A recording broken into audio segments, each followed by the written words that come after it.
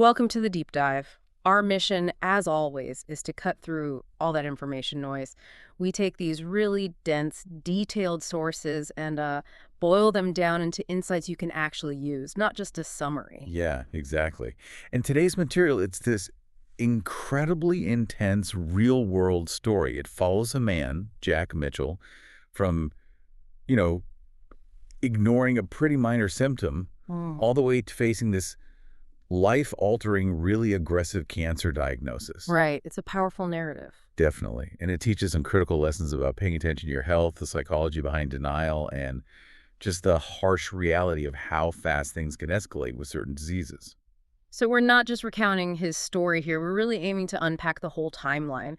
The psychology of that denial, why his specific diagnosis, this aggressive soft tissue sarcoma, often gets missed until it's really advanced. And also the sheer physical and emotional toll it takes when you're suddenly facing a crisis that, well, forces you to be vulnerable. Okay, let's dig into that first part, the denial. Because Jack's reaction seems almost textbook, right? And really tied into who he is. Absolutely. He's a construction worker.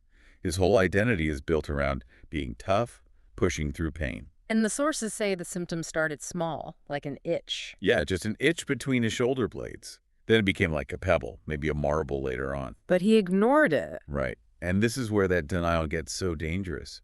His self-diagnosis was purely based on his ability to work, not on, actual biology. He just called it a muscle spasm? Just a muscle spasm or maybe an old injury acting up. And the critical thing, the detail that let him ignore it for weeks was so simple. What was that? It didn't hurt. Ah, that's fascinating. Why is the lack of pain such a dangerous permission slip here? Well, it connects directly to the nature of this specific cancer. Yeah. See, many of us, we equate serious illness with immediate sharp pain, right? Sure. Makes sense. But these soft tissue sarcomas, they're sneaky. They can often grow for a long time without pressing on major nerves. So for Jack, whose main gauge is, does this stop me from working? A lump that just exists without causing agony. It doesn't flag as urgent. It's a common trap then. If it's quiet, it must be okay. Exactly. A really common, dangerous assumption. But thankfully, he had someone else noticing. His sister, Lucy. Yeah, Lucy becomes his external alarm system, basically. She saw the lump growing, saw the change in him, even when he was refusing to see it himself. Kept at him for weeks. What does she say? The sources mention her persistence. She was direct. Things like, this isn't normal, Jack. You need to get it checked out. And his reaction. Total resistance. I'm fine, Lucy. Don't worry about me. I've got work to do. It was just about avoiding the doctor. What else was it then? It was about protecting his self-image. Admitting something was wrong, especially something potentially serious, felt like admitting weakness. And in his world, that was just unacceptable, a failure. So the denial wasn't just passive forgetting, it was an active defense. Absolutely, a defense mechanism. Yeah. And it only started to crack when the physical reality became undeniable. The lump literally outgrew his excuses. How so? The source mentions it started to feel alive, like it was pressing against his shirt. It wasn't just there anymore. It felt like it was imposing itself on him. That's when he finally drove to the clinic, acknowledging this cold weight of vulnerability. The physical symptom finally overpowered the mental defense. Wow. And once he got to the clinic, things moved fast. That speed is a key takeaway. Dr. West examined him, and right away, the assessment was suspicious. What did the doctor notice? Well, the lump was bigger than I expected, and crucially, it was hard. That firmness, that density, suggests abnormal cell activity. It immediately points away from something simple like a cyst. So no waiting around. What was the next step? Immediate action. Dr. West ordered an MRI and a biopsy straight away. Made it clear this isn't just a benign growth. Okay, for listeners maybe wondering about that process, why jump straight to MRI and biopsy? Why not, say, an ultrasound first? Good question. It comes down to the location and the feel of it. Our sarcomas are cancers that start in these tissues. They're different from, say, carcinomas, which start in organs like the lung or skin, and sarcomas tend to be structurally invasive almost from the get-go. Which makes them particularly challenging. Extremely challenging, yeah. And the MRI findings for Jack really highlighted that invasiveness. The report used some pretty concerning language, even for a non-expert. Like what? Describe the mass as complex, connected to your tissue like it's grown with you, and the really worrying phrase, intertwined with your muscle tissue. Intertwine, that sounds bad. It is bad. Clinically, that's a huge red flag. It tells the surgeons the tumor probably doesn't have a nice, neat border.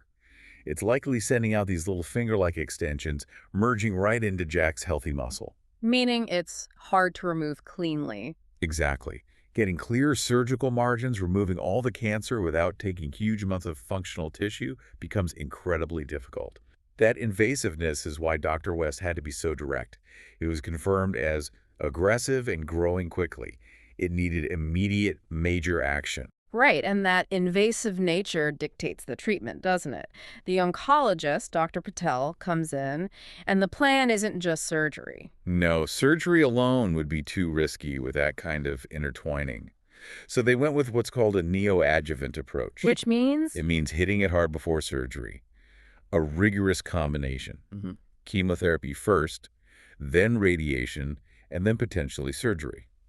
The goal is to shrink the tumor, to try and kill off those extensions. To make the surgery possible, or at least safer? Precisely.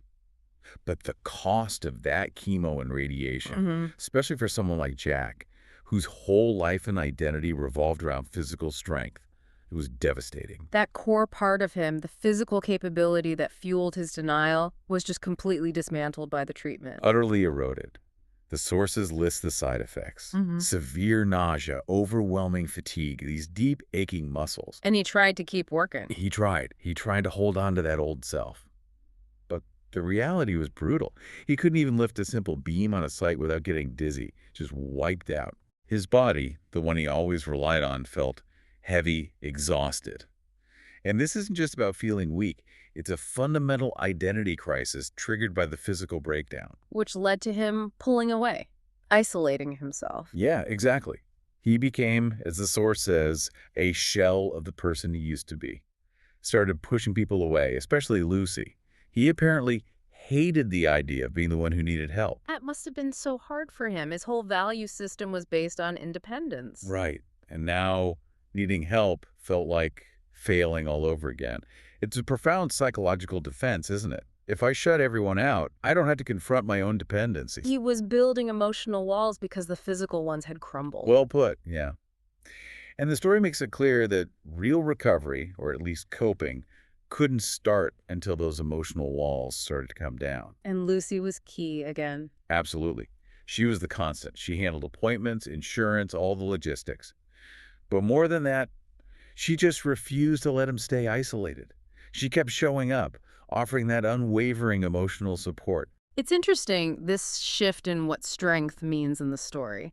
Jack's old strength was physical toughness, denial. Lucy's strength was persistence, honesty. Exactly. It was the strength of demanding vulnerability, refusing to accept the facade. And forcing that vulnerability was the actual breakthrough for Jack. How so? The whole crisis forced him to finally face a lifetime of, well, burying emotions. He eventually admitted to Lucy how he really felt. Scared and just plain tired. That must have been huge for him. Monumental. And opening that door allowed him to start processing deeper things. Regrets about missed opportunities, relationships he'd neglected, all the time he'd spent pushing people away. Not just the delay in going to the doctor. And Lucy's message to him was crucial here too, wasn't it? Yeah, she basically gave him permission to stop pretending. She said something like, you don't have to be strong all the time. You don't have to do this alone. That's powerful. It's like a manual for getting through a crisis. You just can't do it solo. You really can't. But even with this emotional progress, the medical reality didn't just, magically get better. Right. Dr. Patel had difficult news. Yeah. The chemo and radiation had worked somewhat. They slowed the tumor down, but it was not enough. The cancer wasn't gone. And even worse, scans showed it had spread more than they initially thought.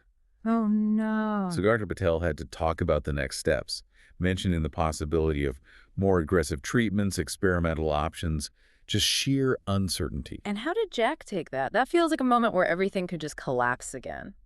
It was definitely a turning point. Yeah. But instead of collapsing, his priorities seemed to completely crystallize. Faced with this ongoing, complicated, aggressive disease, he made a choice. What choice? He chose to keep going with treatment, yes, but his focus fundamentally shifted. It stopped being about guaranteeing survival, because that wasn't in his control anymore. It became about living, Living. Meaning what, exactly? meaning focusing his energy on what he could control, his family, mending those relationships he'd neglected, maximizing the quality of the time he actually had, whatever that might be. Defining success differently, not by work, but by love, connection. Shifting from fighting the disease to embracing the life he had left. Exactly, a really profound shift. So with this new perspective, this renewed resolve, he had a way to move forward, even with all the terrible uncertainty.